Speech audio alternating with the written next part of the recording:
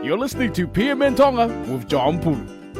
Si oto o whahau ki pia moe kakai fonua, malo e tau mao e whiawhini pia koua tui peu ke iongo lelea tupe ai whamafola I he ngalu ea pia moe ngalu o pe he hoani.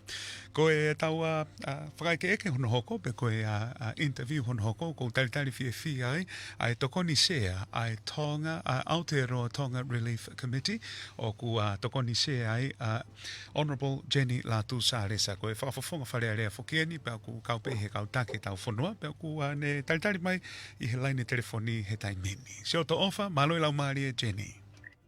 Iyo malo e lele, pia malo mo e mau Faingamalie e John Pulu. Yeah. Malo pito Jenny ai tokoni mai mo kau mai ke tau polo kalama ko e hiri foki ai mea koe ni ne hoko I Tonga eki I ao tokonaki ko fotuutu foki a komiti fo o ke na whakahoko ai ngahi ngaue ke ave ha ofa ki Tonga. Te lava mu a o omi ai whakaikiki whikau aki pia moe project koe ni kataki? Iyo, o atena ai ofa lahi ki o tau kainga I Tonga kun si lave I he Eruption ai Onehunga, pe he foki ki he tsunami koe ni ai whakatamaki ne hoko. Ko e fia tokoni pe foki ni ngai famili Aotearoa Nusila, ke Fakafolau atu hanau ofa moha ngahi hina vai, mo whanki I mea kai nai ke Fakafolau atu hanau ngai famili tonu I Tonga. Pea ko e container ko si mau mai container me he Mt company ko na o mai pe o ke na totong ke na totong ke na charge mai ma ki committee nga we volunteer pe foki JP po ke ya sia ma filini ka bo o si deliver ang he container tolu I he sia fini fakata mai foki na fetu'utaki ki me ya kia his worship Phil Goff Then e whakaata mai me Auckland Council ai Mt Smart ke ngawe aki ai ko elia ni e drop off ki ai o container na o si ai container tolu he fini pa ko elia ni o ku ata ke kai na Tonga o gracia na family I Tonga ne affect kai at be mo ai ki tala ko ni kataki e John Pulu ko mahina mai ko ni me whakamatala e pure anga Tonga me na press release ko ngahi area o fu affect lahi taha e he volcanic eruption pe he foki ki he tsunami o ku kawa ia holomotua tano kupolu I Tonga e ua pe he foki ki Mango Island o ku ase whakamatala koe ke te ha whāria e tuu I Mango Island ko e ki island ko fua ko whare pe ua o ku ke iai pa ku lahi apito pa moe mau a ngahi u whare ino muka aia ko e kore ki he ngahi family ko ni inu silani pe ngahi feitu ko ni ko si whakalau atu e uluaki oange a Faingamalie ki he ngahi family o iai hanau family I ngahi feitu ko ni te he taimini o te ke lahi au pito a ngahi container o mai mandu foke u container ko ni ko e ofa mai pe aia e uluaki ange a Faingamalie ki he ngahi family he ngahi feitu ko ni pe te mau kamata agi pe ai steel drum e taha ki he family Pea o whai before e mau whenga ki he hoku nima ai ngahi container companies o nau Fakafolau e nau ngahi container ki Tonga. O whai pe kore ki he ngahi company ko e wha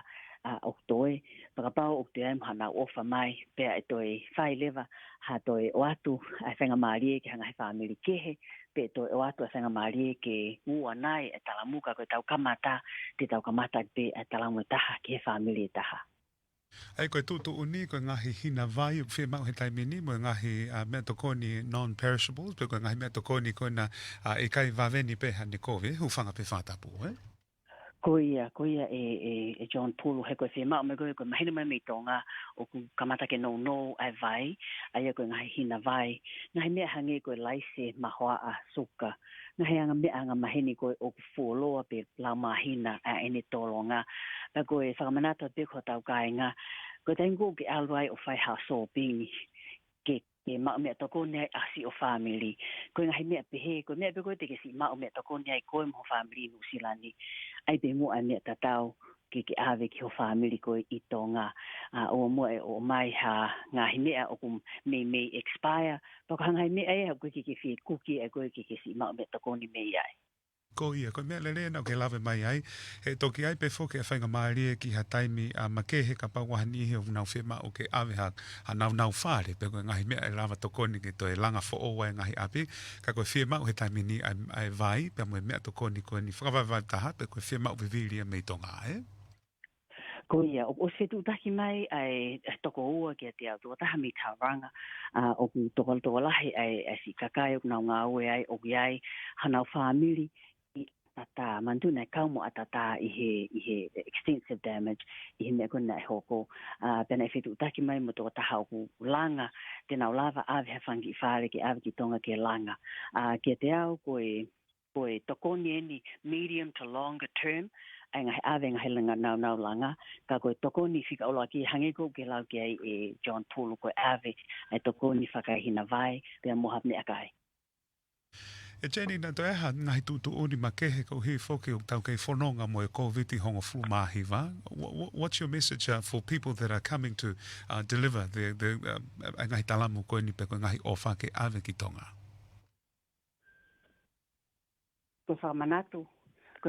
pe ko tau kāinga o tau kei tawhanga foki pa mo COVID-19. Pe kakaipe o iai e nau vaccine pass, te nau lava o humai i he matapā i Mt Smart i ke hao o whao aho o talamu, pea ke whao mo ia ke container. Ka paulewa o ku te kei hao huhu malui, pa kei hao vaccine pass, kataki ala he ke ngofua e ke humai koe ki loto ki Mt Smart. Uhi he iai te whuk mo whahinga o koe ki mau loto ke hoko ai eria koe ni hoa eria e whai ai ha mo where a koe biti tahiwa. Ai koe mahalo koe me ani e ki keheange me he tau wha container koe ki mua koe uhi koe biti tahiwa. E whakafofonga whamole more ki mua pepe a ke lava atu te ke lava mua o me whakaiki ki he tua sila mo taimi koe ni e whakata mai ai whaitu koe ni Mt Smart ke lava ke kainga whamole more pea moha a whonga fetu'utaki o koe ai ha pesi he Facebook kataki ke mea i he hou eiki pea mo e lau ilo e kainga hano kotoa Iyo, o se fotu a pesi ai ko komiti ko ni kuipe ko Aotearoa Tonga Relief Committee, Aotearoa Tonga Relief Committee, o ku asia ngai whakaiki ki hono kotoa i ai. Neongo ko o si deliver mai a ngai container i he whiawhini, ko mau whakafofua te mau toki lava o whakaata ke o mai a ka ngai famili mo i kai ngā ke kamata wha o container me he a Falaite o i weekendi. Ai ko Falaite toko naki pia mo Sunday. Te mau toki whakamahina te taimi e awai a gate, koe ni mi Mt Smart, mana tuiang whoki John Pulu mo ke whainga beni ke whai ngā wehe wawetaha. E koe ki komiti whoko e nina to whotu pehe ahoe. Ua moe ko ngā kōhili ka koe mau ngā we ko whainga pe ke whai i he wawetaha au pito.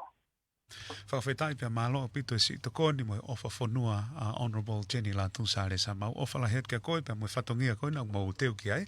Ka te mau toe wakaya tupe mo i he aho toko naki pe koe hae tu unga kui ai ngau e ofa mo whakahoko. Ofa la heatu malo au pito. Malo au pito. Ofa ke tonga hon kotoa. Hou e ki pia mo hamata pule sola mo e volange. O sisi e ni me he whae